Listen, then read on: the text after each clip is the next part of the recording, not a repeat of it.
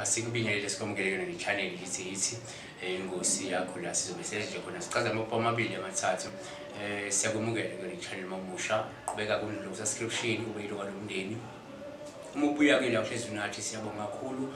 Isandla sendlula ikhanda ukubonga kwami kukhulu kakhulu, amazwi okubonga awanele bakwethu kwenzayo. Niqhubeke nibuze imibuzo so niphendula. Uma ubona ngathi uhlale isikhathi sibuye kuwe kungenzeka sibhizi noma futhi ngisho ukuthi mhlawumbe i-comment yakho sikayiboni ngenxa yokuthi mhlawumbe ucommente kwi-video endala kanti sekunamanye ama-comment so i-comment yakho kwenzeka mhlawumbe ibe sekudeni ingakwazi usheshe ibonakala. Ungakwazi ukuthi ubona ukuthi we are taking longer to give back some answers or to respond to your question. Yenza ifavor ukuthi uphinde ubuye ubuze futhi sokwazi ukuthi sibe sikuphendule. Asivele siqale la sikhuluma ngomuntu obupha la efeyili i-test, efeyili ivivinyo, uyabhala uyafeyila.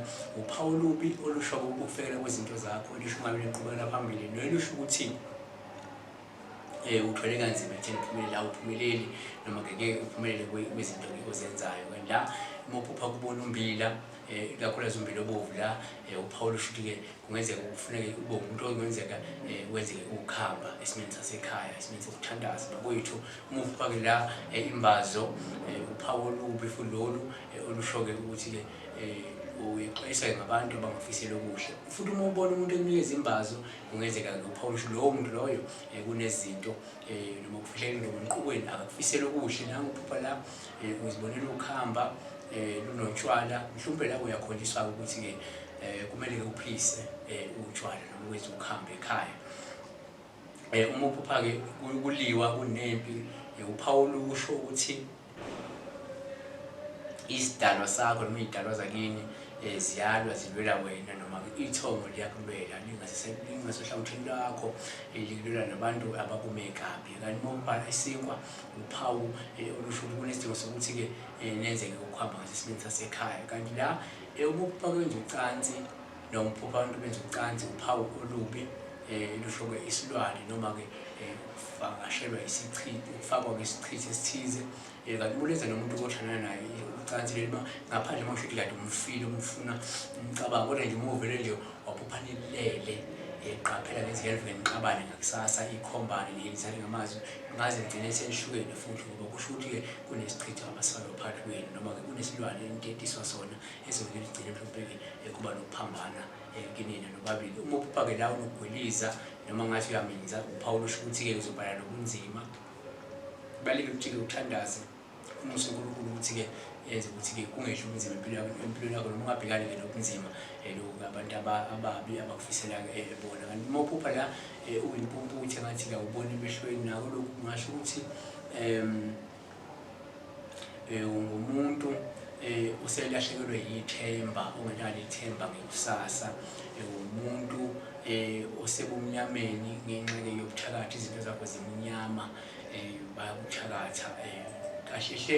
Futhi uma uphupha la ngathi-ke ubona uwa usingathi usesihlahleni uyawa, uyaxwayiswa la ukuthi impilo yakho izobuyela emumva, impilo yakho izophuma ndawonye, angeke kube nenqubekela phambili okwesikhashana. Kodwa-ke ukuze uvimbe lento le uba umuntu okhulekayo, uba umuntu osukumayo, uvuka uyithatha uyithintithe wenza imizamo ukuthi-ke kungehli okubi kuwe. Kanti uma uphupha la wengamelwe noma uzungezwe amabhubesi, uphawu olusho ukuba-ke nedlozi noma olusho ukuvakashelwa-ke abaphansi, kakhulukazi uma amabhubesi engakuhlaseli.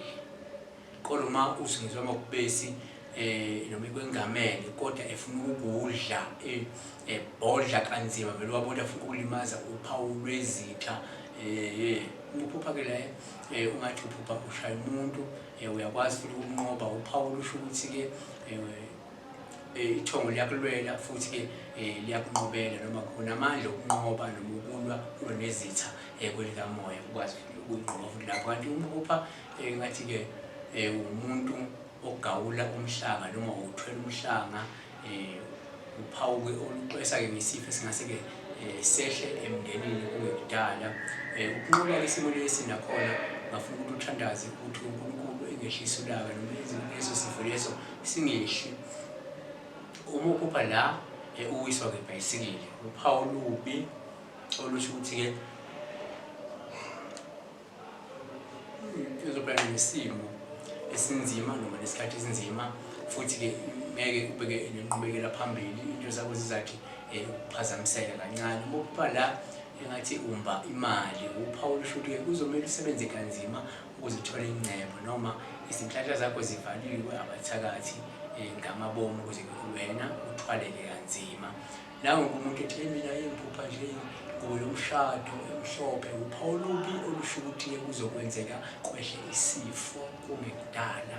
Kanti futhi uma uphupha wena ungowesifazane ushada noma ungathi uyashada ungashadile, nalo ungenzeka ushadisane ehlane futhi kungenzeka uvala ubunhlalo bokuthi ushade into enjenganaleyo. Kanti uma ungukuthi ushadile phupha uyashada futhi kanti ungacabanga ukuthi umshado kungenzeka ukhohlisa ukuthi-ke la nizoba ney'nkinga kulowo mshado wenu. Futhi uma ukuba-ke la engathi ubona inyama eyosiwe noma-ke inyama yangaphakathi noma nje inyama ebovu, uphawu-ke lolu olubi olusho isifo esizokwehla simeni-ke esasekhaya kungekudala. Kanti-ke la uma ungenzeka uphupha umuntu ogqoke izembatho zesonto noma isembatho sesonto, uphawu-ke lolu olusho olusho ukuthi unesidalwa sakuleyo nkonzo leyo, futhi usukhonjiswa ukuthi-ke kungafanele ukuthi uyokhonza lelo bandla lelo osulibonile, noma ungakhonjiswa ukuthi amandla akho ayikwazi uku-operate uma kuleli bandla leliya futhi ugqoke lezi zembatho lezi, ngoba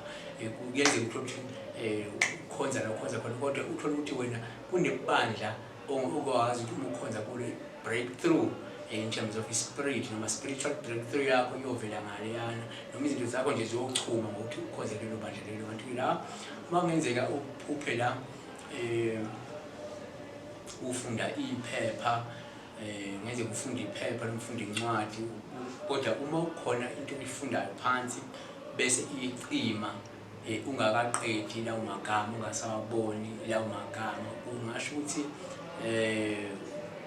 ungase ulahlekelwe utho, ungazelele noma ungalindele. Kanti uma kwenzeka uphupha la ubona ibhayi noma amabhayi abovu, uphawu lusho-ke ukuba nesimo sedlozi, kusho ukuthi umuntu onesiphiwo noma onabantu abadala. Asibambe la okwamanje, sizokwazi ukuthi siqhubeke sikhulume nawe futhi sibone ukuthi senze njani ngawo amaphupho. Abantu baqhubeke baphuphe, uNkulunkulu enibusise, uNkulunkulu enisikelele kona konke enikufisayo.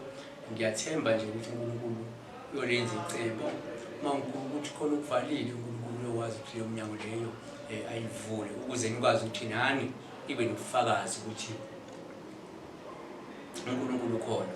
Ngoba ngeke sibe nobufakazi ngoNkulunkulu ophilayo noNkulunkulu okhona unless a-intervene empilweni yethu. But if aka-intervene, that means ngeke sibe nobufakazi. Ingakho sizocela ukuthi uNkulunkulu a-intervene kwimpilo yanoma ubani, ukuze ngelinda kube nobufakazi ukuthi hey, ngingahlupheka ngoba nje, kodwa nje ngathi ngakhuleka nje kanye, hawu into zacaca, into zalunga, kwavuleka lapho ekuvaleke khona. Abantu abebelwa nami bayeka, abantu yabona lento le imisebenzi engangawuthola ngawuthola, yabona mhlawumbe izifiso zami zakwazi ukufezeka, lento le siyifunayo ukuthi, because vele kwabanye abantu kuyoba nzima ukuthi bakhohle uNkulunkulu okhona, kodwa ngenxa yokuthi uma beke bakhuleka kwaba nemisebenzi ebonakalayo nemiphumela ebonakalayo, bayokwazi ukuthi uNkulunkulu khona. Akenothandaza ntanzi wethu, akenokhuleka, akenokhulekisisa, umkhuleko wokukholwa unamandla, uyokwenza ukuthi lezi zinto enifuna niyithole bakwethu. Mina angibambe la, ngithembisa kanjani sizokwazi ukuphinde sibuye futhi kuwena, siqhubeke sikhulume.